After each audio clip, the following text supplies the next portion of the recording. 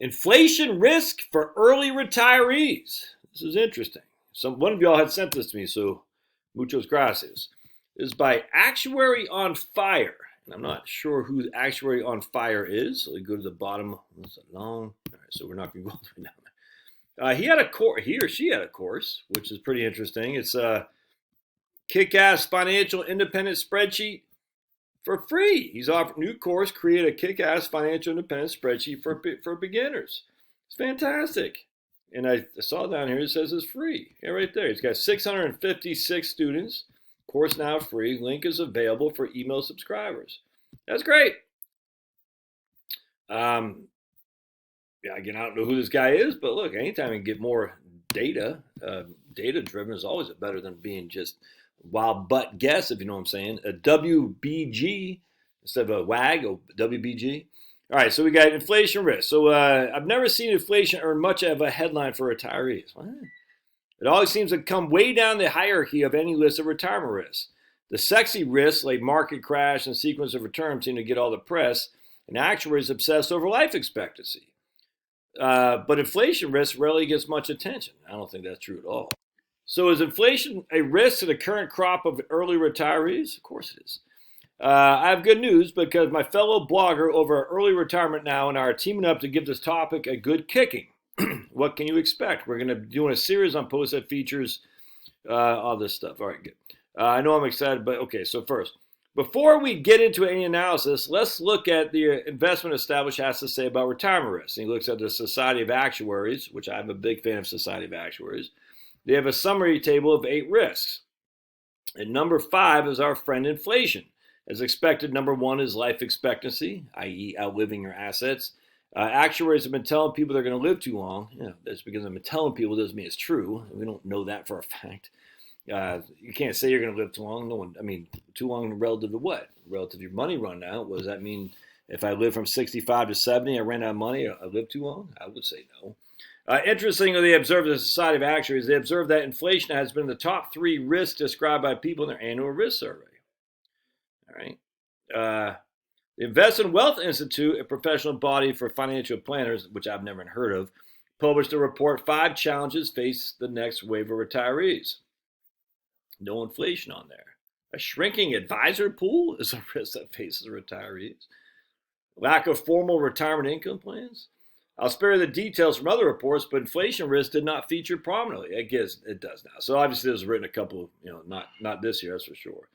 What is inflation? You might have noticed that prices tend to rise. They're just more expensive in general than they were a year ago. Okay, so inflation is here to stay and is built into our economic system. Get used to it and learn how to manage it. All right, quantify it. So here's your loss in purchasing power. I don't like these things.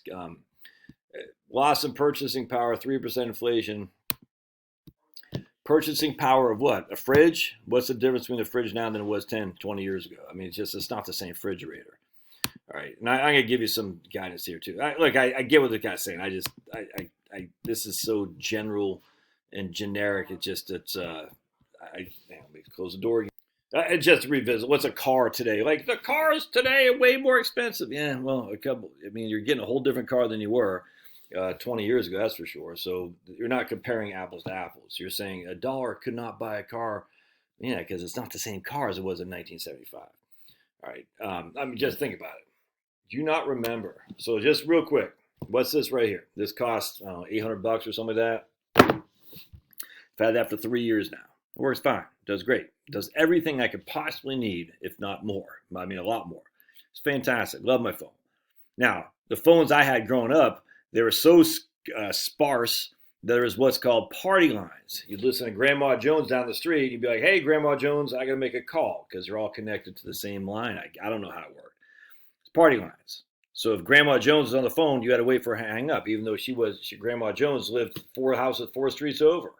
It's crazy. That's a party line for you youngins. You don't even know what it is. You only had one phone. You didn't have call waiting, nothing like that. No voicemail, nothing. It's crazy. No voicemail machine, nothing. It's just like you called, beep, beep, beep. Okay. It's nothing. We had our numbers 2704, 62704. We had 5 numbers, 5-digit number. 766-2704. That was it. 62704. A lot different now. You couldn't carry it with you. You couldn't take it with you. You needed that phone. So to compare the loss of a purchasing power of $1 today compared to the communication systems from when I was a youngin', is just as silly, man. Yes, we have lost purchasing power generally, but the specifics is I actually have a much better purchasing power now because of technology. All right, so let's keep going. But based on those results, inflation seems like a real risk. Exactly. So $1,000,000 today buys, I don't even know what that is, 500,000 in 30 years with a 3% inflation. Do you want to? Okay, how do we mitigate this risk? I hope you're convinced that the above inflation is a serious headwind to your retirement. The key one is to ensure your investment portfolio performs at least in line with inflationary increases. Is the return excessive inflation that accounts? Okay. This doesn't conclusion. All right, so okay, I got let's see. He's got one. Look, I'm not bad. This wasn't. I was hoping for a little bit more, and this might be it right here. Calculating your personal inflation rate. That looks like it could be pretty good.